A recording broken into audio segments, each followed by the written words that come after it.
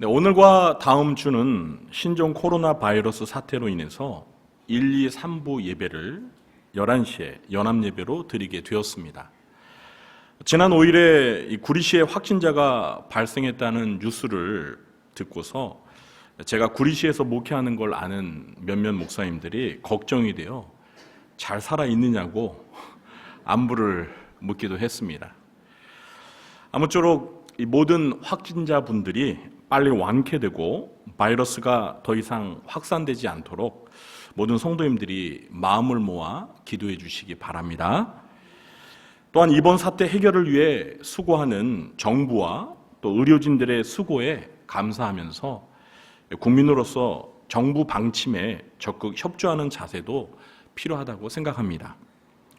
이렇게 하는 것이 오늘 살펴보게 될 이 나라에서 송과 빛으로 사는 것이라고 할 수 있습니다. 우리는 지난주까지 우리의 가정과 직장이라는 세상에서 송과 빛으로 사는 방법에 대해서 말씀을 나누었습니다. 오늘은 우리가 속한 나라, 곧 대한민국이라는 세상에서 송과 빛으로 사는 방법에 대해서 로마서 13장의 말씀을 중심으로 살펴보려고 합니다. 첫째, 신자들은 나라 안에서 선을 행하여 칭찬을 받아야 합니다. 바울이 살던 당시에는 이 로마라는 도시 국가가 지금의 유럽 전체와 중동 지역까지를 장악하여 거대한 제국을 형성하던 시기였습니다. 로마서는 그 로마 제국의 심장부인 로마라는 도시에 살고 있는 그리스도인들에게 사도 바울이 보낸 편지입니다. 바울은 오늘 본문에서 이 로마에 사는 신자들에게 로마 제국의 시민으로서 그리스도인들이 마땅히 지켜야 할 것들에 대해서 말씀하고 있습니다. 먼저 1절과 2절에서 바울은 모든 권세가 하나님께로부터 주어진 것임을 알고 위에 있는 권세들에게 복종하라고 명령하고 있습니다. 우리 1절과 2절 말씀을 다시 함께 읽어보겠습니다. 각 사람은 위에 있는 권세들에게 복종하라. 권세는 하나님으로부터 나지 않음이 없나니 모든 권세는 다 하나님께서 정하신 바라. 그러므로 권세를 거스르는 자는 하나님의 명을 거스름이니 거스르는 자들은 심판을 자취하리라. 아멘. 바울이 1절에서 말하는 위에 있는 권세들이란 국가나 정부의 권세, 다시 말해서 공권력을 의미하는 것입니다. 그래서 쉬운 말 성경은 1절을 이렇게 번역하고 있습니다. 사람은 누구나 위에 있는 정부 당국의 권세에 복종해야 합니다. 세상의 모든 권세는 하나님께로부터 비롯된 것이고 이미 있는 권세들도 다 하나님께서 세우신 것이기 때문입니다. 바울은 디도서 3장 1절에서도 너는 그들로 하여금 통치자들과 권세 잡은 자들에게 복종하며 순종하며 라고 했고, 베드로 사도는 베드로전서 3장 1절에서 인간의 모든 제도를 주를 위하여 순종하되 혹은 위에 있는 왕이나 혹은 그가 악행하는 자를 징벌하고 선행하는 자를 포상하기 위하여 보낸 총독에게 하라 명령하고 있습니다. 사도들은 초대교회 신자들이 로마 제국의 황제나 왕 그리고 총독처럼 나라의 통치자들과 권세들에게 주를 위하여 복종하고 순종해야 한다고 말하고 있습니다. 이 주를 위하여 복종하고 순종하라는 것은 모든 권세가 하나님으로부터 주어진 것이기 때문에 그 권세를 허락하신 하나님의 명령에 순종하는 마음으로 나라의 통치자들과 권세들에게 복종하고 순종하라는 의미입니다. 바울은 2절에서 위에 있는 권세를 거역하는 사람은 하나님의 명령을 거역하는 것이므로 심판을 받게 될 것이라고 경고하고 있습니다. 그러므로 오늘날 우리 신자들은 국가의 통치자들과 공권력에 순종하며 국가가 정한 여러 가지 법률이나 제도를 어기지 말고 잘 따라야 합니다. 또한 신자들은 하나님께로부터 권세를 받은 통치자들이 하나님의 사역자인 줄 알고 두려움을 갖고 악을 행하지 말고 칭찬을 받도록 선을 행해야 합니다. 우리 3절과 4절 말씀도 함께 읽어보겠습니다. 다스리는 자들은 선한 일에 대하여 두려움이 되지 않고 악한 일에 대하여 되나니 내가 권세를 두려워하지 아니하려느냐.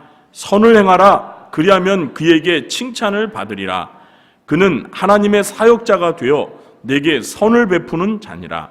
그러나 내가 악을 행하거든 두려워하라. 그가 공연히 칼을 가지지 아니하였으니 곧 하나님의 사역자가 되어 악을 행하는 자에게 진노하심을 따라 보응하는 자니라. 아멘. 자, 우리가 읽은 이 3절과 4절에서 주목해야 할 단어가 있는데요. 그것은 바로 하나님의 사역자라는 단어입니다. 대부분의 신자들은 하나님의 사역자라는 말을 들으면 목사와 전도사와 같은 목회자들을 하나님의 사역자라고 생각합니다. 그런데 사도 바울은 이 3절과 4절에서 하나님의 사역자들이 목회자들을 가리키는 것이 아니라 3절 맨 처음에 나오는 다스리는 자들, 곧 통치자들을 가리키는 의미로 사용하고 있습니다. 다시 말해서 국가나 정부의 여러 기관에서 공권력을 행사하는 위치에 있는 권력자들을 가리켜서 하나님의 일을 하고 있는 하나님의 사역자라고 부르고 있는 것입니다. 대통령이나 국회의원, 시장이나 구의원, 시의원, 검찰, 경찰 모두가 하나님의 일을 하고 있는 하나님의 사역자라는 것입니다. 그러니까 세상의 모든 권력자들에게 주어진 그 권세가 결국 하나님으로부터 주어진 것이고 모든 권력자들이 하나님의 허락하에 임명되어진 것이기 때문에 그들은 하나님의 일을 하고 있는 하나님의 일꾼, 하나님의 사역자들이라는 것입니다. 그럼 하나님의 사역자로서 이 나라의 권세자들은 어떤 일을 수행하고 있는 걸까요? 이 3절과 4절을 간단히 요약하면 하나님의 사역자로서 이 나라의 권세자들이 하는 일은 백성들에게 선을 베풀고 백성들 중에서 선을 행하는 자들을 칭찬하고 악을 행하는 자들을 벌하는 것입니다. 하나님의 권세자들이 하나님의 사역자로서 해야 할 일은 간단히 사자성어로 말을 하자면 권선징악입니다. 즉 선을 적극적으로 권장하고 악을 제거하는 일입니다. 모든 권력자들이 세상에서 이 일을 제대로 수행할 때 그들은 하나님의 사역자로서 역할을 수행하고 있는 것입니다. 따라서 바울은 이 로마 교회 신자들에게 뭐라고 권면하고 있죠? 3절 하반절에 보니까 뭘 행하라? 네? 3절 하반절에 뭘 행하라? 선을 행하라. 그리하면 그에게 뭘 받으리라? 칭찬을 받으리라. 여기서 말하는 그는 하나님이 아니에요. 다스리는 자들, 나라의 통치자들을 말하는 것입니다. 그러니까 로마 교회 신자들이 이 나라 안에서 선을 행하면 그 나라의 통치자인 로마의 황제로부터 뭘 받는다고요? 칭찬을 받게 된다는 거예요. 그렇습니다. 우리 기독교 신자들은 우리나라 안에서 다른 어떤 종교인들보다도 선행을 많이 하도록 힘써야 합니다. 나라의 통치자에게 칭찬을 받을 정도로 선행을 많이 해야 합니다. 이렇게 나라 안에서 칭찬을 받을 정도로 기독교 신자들이 선행을 많이 하게 되면 어떤 유익이 있죠? 기독교인들에 대한 인식이 좋아질까요? 나빠질까요? 당연히 좋아지죠. 자, 그러면 전도하는데 도움이 되겠습니까? 안 되겠습니까? 도움이 됩니다. 그리고 무엇보다도 우리 기독교인들이 이 나라에서 선을 많이 행하면 그 선을 행하는 기독교 신자가 칭찬을 받기도 하지만 더 나아가서 누가 영광을 받으세요? 우리 기독교 신자들이 믿는 하나님께서 영광을 받으시게 되는 것입니다. 여러분, 요즘 그 이단들과 사이비 종교의 그 포교 전략 중에 하나가 무엇이냐면 이 나라 안에서 선행을 많이 해가지고요, 국가로부터 표창장을 많이 받는 것입니다. 그동안 이단과 사이비 종교들에 대한 이 인식이 부정적이라는 것을요, 그다음 사람들도 다 알고 있습니다.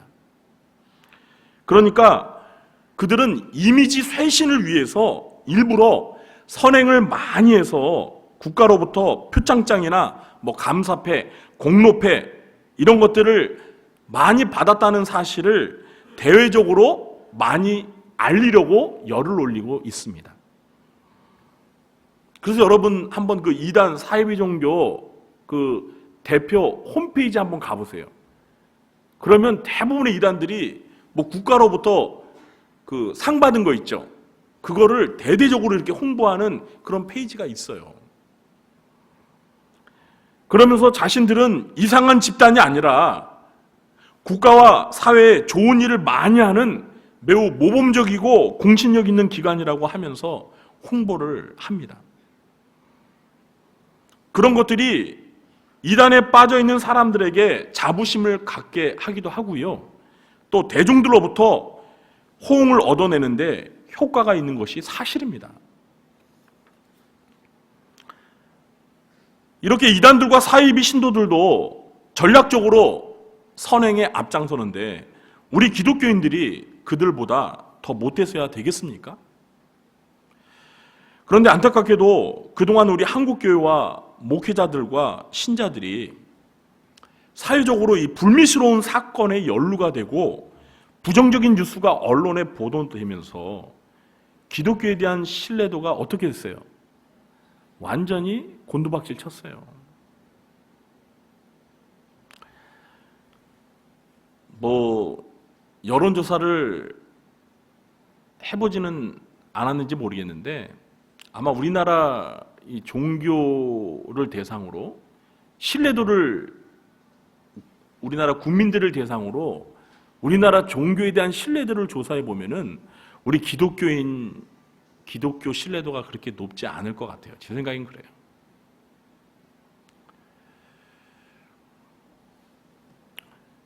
자, 이런 부정적인 뉴스가 기독교에 대한 안티적인 여론을 형성하게 되고 결국은 전도에도 막대한 지장을 초래하게 되는 것입니다. 이것은 나라에서 소금과 빛이 되는 것이 아니라 정반대로 나라를 병들게 하는 암적인 존재가 되는 것입니다. 그러므로 이런 것들을 만회하기 위해서라도 우리 기독교인들과 한국교회는 칭찬을 받을 정도로 선행을 많이 해야 합니다. 가끔 대신방을 하다 보면 우리 성도님들 가운데서 이 사회적으로 봉사활동을 많이 하셔서 뭐 시나 국회의원 그리고 국가로부터 이 표창장을 받으신 분들이 계시더라고요. 이것은 개인뿐만 아니라 교회적으로도 매우 자랑스러운 일입니다. 이런 일을 우리 교회와 신자들이 앞으로 많이 해야 합니다. 많이 해야 합니다. 많이 하기 싫은가 본데요. 많이 해야 합니다. 우리 교회와 성도님들이 나라 가운데서 소금과 빛이 되어 선행을 많이 하셔서 칭찬도 많이 받으시고 하나님께 영광을 돌리게 되길 주님의 이름으로 축원합니다. 아멘. 둘째, 신자들은 국민으로서의 의무를 성실히 이행해야 합니다. 사도 바울이 오늘 본문에서 이 로마의 그리스도인들에게 로마 제국의 시민으로서 해야 할 것으로 두 번째 제시하는 것이 무엇입니까? 바로 납세의 의무를 잘 이행하라는 것입니다. 우리 6절과 7절 말씀 함께 읽어보겠습니다. 너희가 조세를 바치는 것도 이로 말미암음이라. 그들이 하나님의 일꾼이 되어 바로 이 일에 항상 힘쓰느니라. 모든 자에게 줄 것을 주되 조세를 받을 자에게 조세를 바치고 관세를 받을 자에게 관세를 바치고 두려워할 자를 두려워하며 존경할 자를 존경하라. 아멘. 그렇습니다. 바울의 권면대로 우리 기독교 신자들은 납세 의무를 잘 이행해야 합니다. 여러분, 예수님이 뭐라고 말씀하셨죠? 가이사의 것은 누구에게? 가이사의 것은 하나님에게? 아니죠. 가이사의 것은 가이사에게, 하나님의 것은 하나님께 바치라, 이렇게 말씀하셨어요. 그러므로 신자들은 교인으로서 11조를 비롯한 헌금 생활도 잘 해야 합니다. 그러나 우리 신자들은 국가에 소속된 국민으로서 납세의 의무도 성실히 지켜야 합니다. 이 둘 중에 하나라도 어기면 하나님께서 기뻐하시지 않습니다. 가끔 이 언론에서 재산이 많은 사람들이 일부러 세금을 납부하지 않고 버티는 추태를 고발하는 뉴스 여러분 보셨죠? 여러분 그거 보실 때 여러분 무슨 생각하셨어요? 네? 저는 목사라서 그런지 몰라도요, 저 사람이 혹시 기독교 신자면 어떡하지? 이런 생각이 들어요. 보면은 막 기자들이랑 그 공무원들이겠죠? 집에 이렇게 들이닥치잖아요. 그래가지고 이제 막 집에 들어가가지고 막 그 금고 열어보니까 막 그 안에 금덩이 있고 막 현금 막 이렇게 쌓아놓고, 그런데도 세금을 안 납부해요. 그래서 이제 그거를 결국은 압수하잖아요. 근데 저는 이제 그런 거 보면서 혹시 저기에 십자가가 걸려 있거나, 진짜 저는 막 불안한 거예요, 이게. 그런 그 카메라에 저 사람이 기독교 신자라는 뭔가 그 흔적이 이렇게 보이면 그 얼마나 정말 창피한 거예요. 근데 아직까지는 그렇지 않더라고요. 아직까지는 뭐 십자가가 보이거나 뭐 그런 거는 못 봤어요. 참. 만약 그런 사람이 기독교 신자라는 사람이 공개적으로 알려진다면 기독교가 얼마나 욕을 먹겠습니까? 여러분, 몇 해 전부터 이 종교인 과세가 시행돼서 저희 목회자들도 이제는 이 소득에 대한 세금을 철저히 납부하고 있습니다. 사실 이 종교인 과세가 처음 시행되기까지 정말 말도 많고 탈도 많았습니다. 그러나 저는 이 종교인 과세가 시행되어서 한국 교회와 목회자들도 납세의 의무를 성실히 이행하게 된 것이 세상의 소금과 빛이 되어야 하는 차원에서는 오히려 잘된 일이라고 생각합니다. 자, 그런데 이 납세의 의무뿐만 아니라 우리 기독교 신자들은 국민으로서 국가가 요구하는 국민의 의무를 성실히 이행해야 합니다. 여러분, 우리 대한민국의 국민은 기본적으로 5가지 의무를 잘 이행해야 합니다. 우리가 국민으로서 이행해야 할 5가지 의무가 무엇인지 아십니까? 첫 번째가 국방의 의무입니다. 무슨 의무요? 국방의 의무입니다. 우리나라는 분단된 참 아픈 현실, 그래서 이 병역의 의무, 국방의 의무를 이행해야 돼요. 우리나라에서 병역 기피는 사회적인 비난을 가장 크게 받는 큰 범죄로 취급되고 있습니다. 그렇기 때문에 기독교인들이 국방의 의무를 기피해요? 그건 안 되죠. 우리 기독교인들은 더 성실하게 국방의 의무를 이행해야 합니다. 여러분, 저도 국방의 의무 이행했습니다. 비록 6개월 방이었지만 그래도 저도 군대에 갔다 왔습니다. 두 번째 의무가 무엇이냐면요, 교육의 의무입니다. 무슨 의무요? 교육의 의무. 제가 자꾸 복습을 해드리는 거예요. 우리나라 사람들은 교육열이 높아서 이 교육의 의무는 성실히 잘 이행하는 것 같습니다. 특히 우리 기독교 신자들, 정말 성경에서 교육을 매우 강조하기 때문에 우리 기독교 신자들은 이 교육의 의무는 잘 이행하는 것 같아요. 세 번째가 이 납세의 의무입니다. 방금 전에 말씀을 드렸지만 이 납세의 의무를 잘 이행해야 되는데요. 오늘날 이 국가가 부과하는 세금을 납부하지 않기 위해 이 부정한 방법으로 탈세하는 사례도 많습니다. 아까 말씀드린 대로 재산이 많은데도 이 납세의 의무를 기피하는 사람들도 많잖아요. 제가 보니까 23조인가? 그 납세의 의무를 이행하지 않아가지고요, 추징금이 징수가 되는데 그 추징금의 액수가 23조인가 그래요. 23조.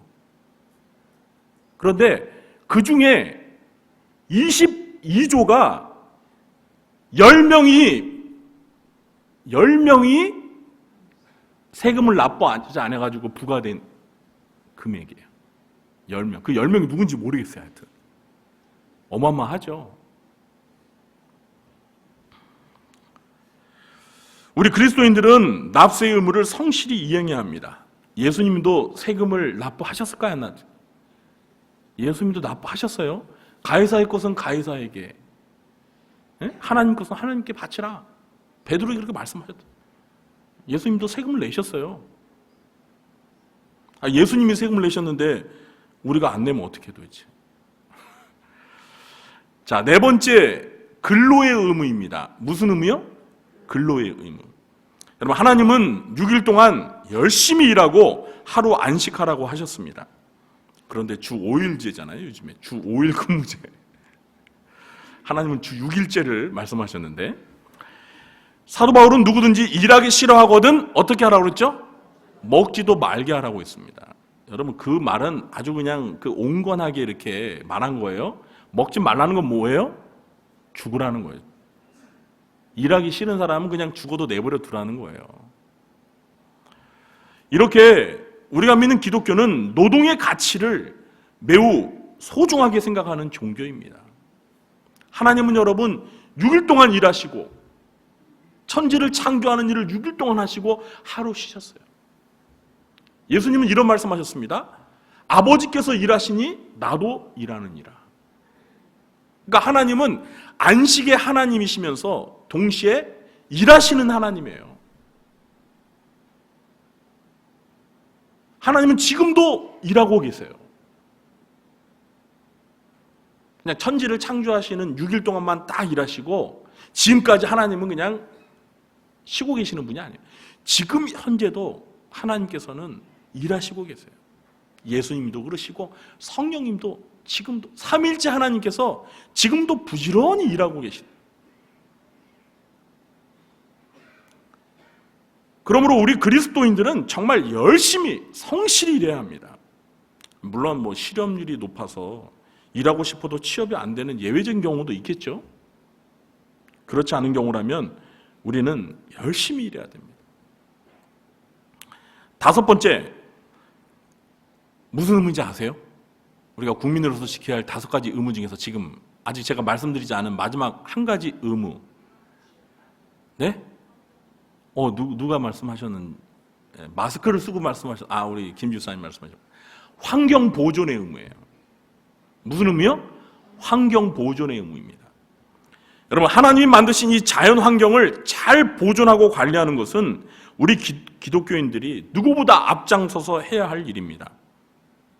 사실 이번 신종 코로나 바이러스 사태 같은 것도요, 이 환경 보존의 의무와 깊은 연관이 있다고 말할 수도 있습니다. 어쨌든 환경은 우리의 생존과 직결되는 문제이기 때문에 더욱 성실히 이행해야 할 의무입니다. 자, 제가 말씀드린 5가지 의무, 맨 처음에 뭐죠? 국방의 의무, 두 번째는 교육의 의무, 세 번째는 납세의 의무, 네 번째는 근로의 의무, 그리고 마지막 5번째는 환경 보존의 의무. 우리 그리스도인들은 이 5가지 의무를 성실히 해요.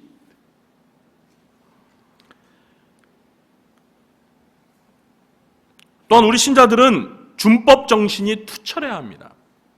그래서 국가나 사회에서 세운 여러 가지 법과 질서를 잘 지켜서 우리나라가 부정과 부패가 근절되고 정의로운 나라가 되도록 앞장서야 합니다. 우리 교회 성도님들은 국민으로서 의무를 성실히 이행하면서 이 나라의 소원과 빛으로서 하나님의 정의가 실현되는 정의로운 나라를 만드는 일에 힘쓰시길 주님의 이름으로 축원합니다. 셋째, 신자들은 나라와 민족의 구원을 위해 기도해야 합니다. 오늘 본문은 아니지만 이 같은 로마서에서 사도 바울은 우리 그리스도인들이 나라와 민족을 위해서 꼭 해야 할 한 가지 중요한 일을 가르쳐주고 있습니다. 그것은 바로 우리나라와 민족의 구원을 위해서 기도하는 것입니다. 여러분, 로마서 10장 1절 한번 보세요. 네, 우리가 13장에서 앞으로 조금 넘어가서 로마서 10장 1절 말씀 찾아서 같이 한번 읽어보도록 하겠습니다. 로마서 10장 1절입니다. 다 찾으셨습니까? 네, 그럼 한 목소리로 합독하겠습니다. 형제들아, 내 마음에 원하는 바와 하나님께 구하는 바는 이스라엘을 위함이니 곧 그들로 구원을 받게 함이라. 이스라엘로 하여금 뭘 받게 함이라고요? 구원을 받게 하는 것이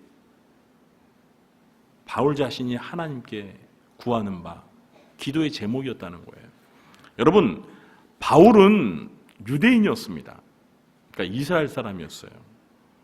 그러나 그는 예수님께 이방인의 사도로 부름을 받아 이방인들에게 복음을 전하는 사명을 받았습니다. 그러나 바울은 이방인들의 구원에만 관심이 있지 않았습니다. 왜냐하면 그는 누구보다도 자기 나라와 민족을 사랑하는 애국자였기 때문입니다. 그래서 바울은 자기 나라, 자기 민족인 이스라엘의 구원을 위해서 하나님께 항상 간구했습니다. 로마서 9장 1절부터 3절을 보시면 사도 바울이 자기 동족인 이스라엘을 얼마나 사랑했는지 알 수 있습니다. 우리 로마서 9장 1절부터 3절 말씀도 같이 함께 읽어보겠습니다. 한 장 앞으로 가셔서 로마서 9장 1절부터 3절 말씀입니다. 찾으셨으면 한 목소리 읽고 있습니다. 내가 그리스도 안에서 참말을 하고 거짓말을 아니하노라. 나에게 큰 근심이 있는 것과 마음에 그치지 않는 고통이 있는 것을 내 양심이 성령 안에서 나와 더불어 증언하노니 나의 형제 곧 고륙의 친척을 위하여 내 자신이 저주를 받아 그리스도에게서 끊어질지라도 원하는 바로라. 아멘. 여러분, 지금 이 사도 바울의 말이 무슨 의미인지 이해하셨어요? 여러분, 이거 정말 엄청난 발언이에요. 저는 고등학교 때 성경을 읽으면서요, 이 로마서 9장 1절부터 3절에 와서 한동안 멈췄어요. 왜냐하면 그 어린 저에게는 이 바울의 이 고백이 이게 정말 사실일까? 할 정도로 사실은 좀 와닿지 않았어요. 사도 바울은 자기가 저주를 받아 그리스도에게서 끊어지는 한이 있더라도 자기 형제, 고륙 친척, 곧 자기 동족 이스라엘을 구원하는 일을 위해서 자기 마음속에 그치지 않는 고통이 있다는 거예요. 제가 이 말을 좀 더 쉽게 얘기해 볼까요? 사도 바울은요, 자기 동족 이스라엘의 구원을 위해서라면 자기 하나쯤은 그리스도에게서 저주를 받아 끊어줘도 좋다는 말을 하는 거예요, 지금. 더 쉽게 말씀드릴까요? 자기 구원과 이스라엘 민족의 구원을 맞바꿔도 괜찮다는 거예요. 저는 고등학교 때 바울의 이 고백을, 이 말씀을 읽으면서요, 이게 도저히 이해가 안 갔어요. 저는 못하겠더라고요. 아니, 내 구원이 중요하지. 내가 구원받는 게 중요하지. 내 나라, 내 민족이 구원을 받는 게 더 중요합니까? 그건 저는요, 이 말씀 읽으면서 이게 진심일까? 저는 이런 고백을 못 하겠더라고요. 제가 고등학생 때 솔직한 제 고백이에요. 여러분에게 제가 여쭤보겠어요. 여러분이 지옥 가면 하나님이 우리 민족을 다 구원해 주신다라고 하면 그렇게 하시겠어요? 왜 대답이 없어요? 마스크 쓰셔서 대답 못 하시는 거예요? 솔직하신 거예요, 솔직하신 거. 그런데 바울은 진심으로 말하는 거예요. 이건 역설적으로 바울이 그만큼 자기 민족을 어떻게 했다라는 거예요? 사랑했다는 거예요. 여러분, 바울이 왜 이런 고백을 했냐면 지금 자기는 이방인의 사도가 되어서 이방인들에게 복음을 전해서 이방인들이 구원을 받고 있는 모습을 이렇게 다 보고 있어요. 그런데 정작 자기 민족 이스라엘 사람들은 예수 그리스도를, 하나님의 아들 예수 그리스도를 이단의 괴수 취급하면서 복음 전하는 것을 방해하고 있단 말이에요. 그러니 바울이 얼마나 안타까워요. 바울의 마음이 얼마나 찢어질 정도로 아프겠습니까? 그래서 사도 바울은 이방 지역에 가서 복음을 전하면서도 항상 자기 동족 유대인들이 있는 회당에 가서 유대인들에게도 복음 전하는 일을 열심히 했어요. 그러니까 바울은 자기 나라와 민족인 이스라엘의 구원을 위해서 기도만 한 것이 아닙니다. 기도는 해야죠. 그런데 기도만 한 것이 아니라 기도도 하면서 열심히 뭐도 한 거예요? 전도도 한 거예요. 사랑하는 성도 여러분, 우리 신자들이 우리나라에서 소금과 빛이 되는 가장 큰 목적이 무엇입니까? 우리가 왜 이 나라에서 소금과 빛이 되어야 하는 거예요? 네? 우리나라를 경제적으로 부강하도록 만들기 위해서 소금과 빛이 되어야 되는 거예요? 우리나라가 전 세계에서 가장 잘 사는 나라, 선진국이 되도록 만들기 위해서 소금과 빛이 되는 거예요? 우리가 왜 이 나라에서 소금과 빛이 되어야 되는 거예요? 그 궁극적인 목적이 무엇입니까? 이 나라와 민족을 뭐 하려고요? 구원하기 위해서요.